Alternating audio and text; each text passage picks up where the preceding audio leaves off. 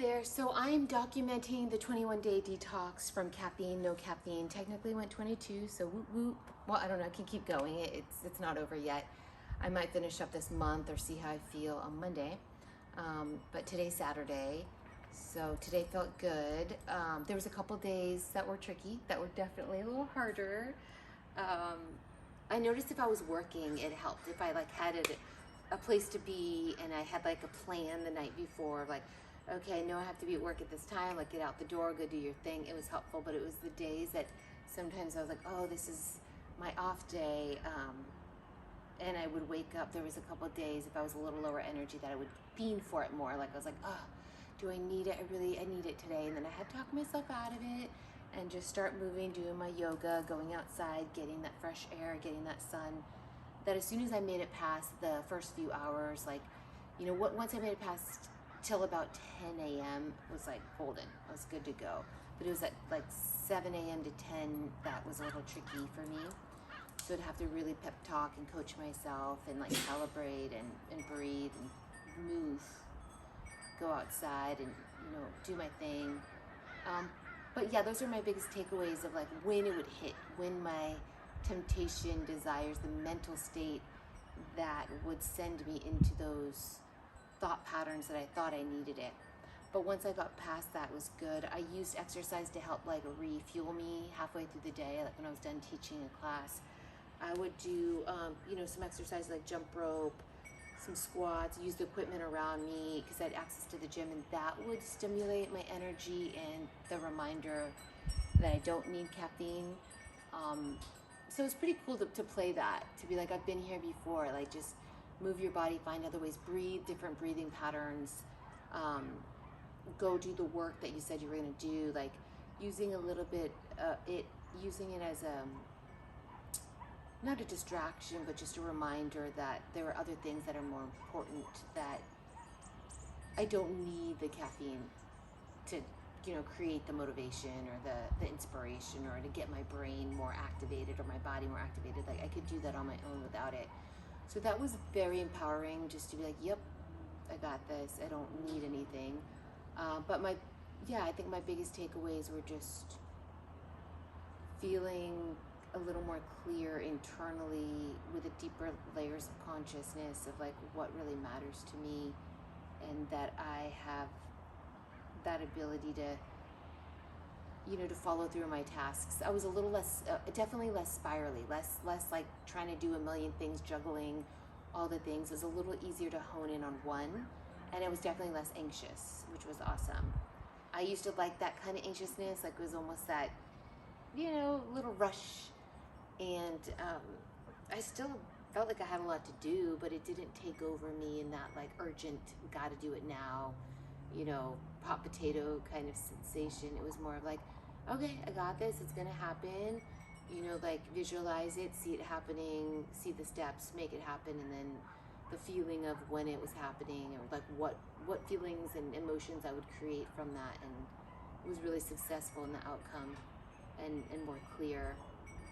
So that was nice. It didn't affect my workouts. I think I worked out a little harder with caffeine because I could push more, but I still got a great workout. I still felt sweaty, still felt challenged. It wasn't like I was giving up more. If anything, I think endurance-wise was a little better for sure, but speed-wise was better, like noticeably.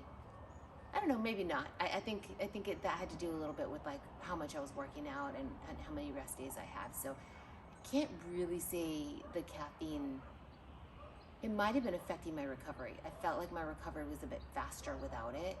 Like I was tuned in more. I could kind of feel the sensations happening in my body, but I was still working out hard to the point where I was, you know, sore muscles and challenging myself in new ways. So I might have to keep going and analyze that a little bit more and meditate on it. But where I plan to go with it in the future. So my biggest takeaways are that like from here on out, I plan to take 2 to 3 days off a week. Maybe like instead of just, I used to do Saturdays off like 1 day a week, maybe it's like Saturday and Sunday, or maybe it's like a Monday and a Wednesday. Like I pick my 2 days off a week. And then once a month I take, you know, more, maybe a week off, or maybe 3 or 4 days. And just be a little more intuitive, like what does my body need? Do I feel like I'm blocked a little bit? Do I feel like I'm getting to that place where I have some ideas, but I'm not listening because I'm, trying to do 10 things, juggling.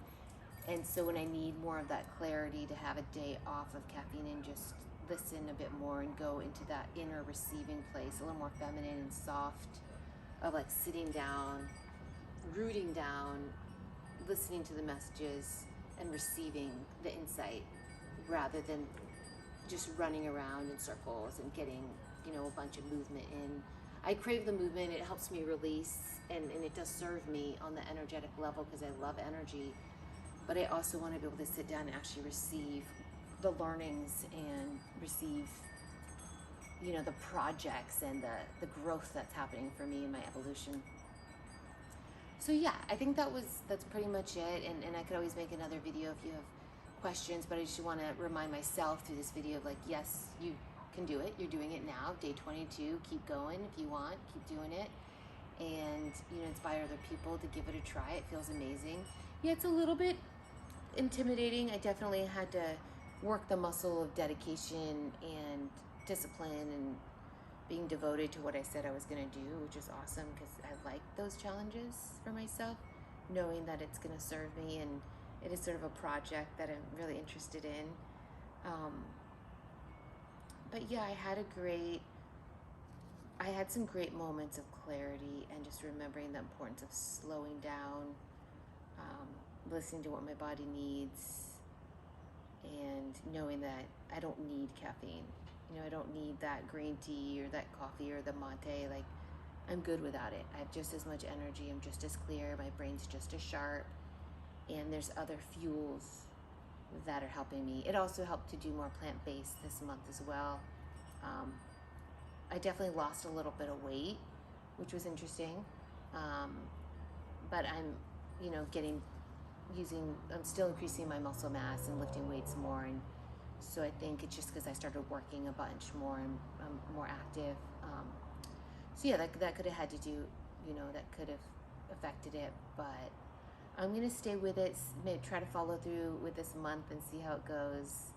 And I'll add in like certain teas that helped me, and breathing practices, and some of the other kind of more healthcare recovery things and rituals that I was doing to just remind myself to have that downtime, that the caffeine wasn't quite, I felt like it was blocking me a little bit because I was always like, okay, keep moving, you're on a little bit of a buzz.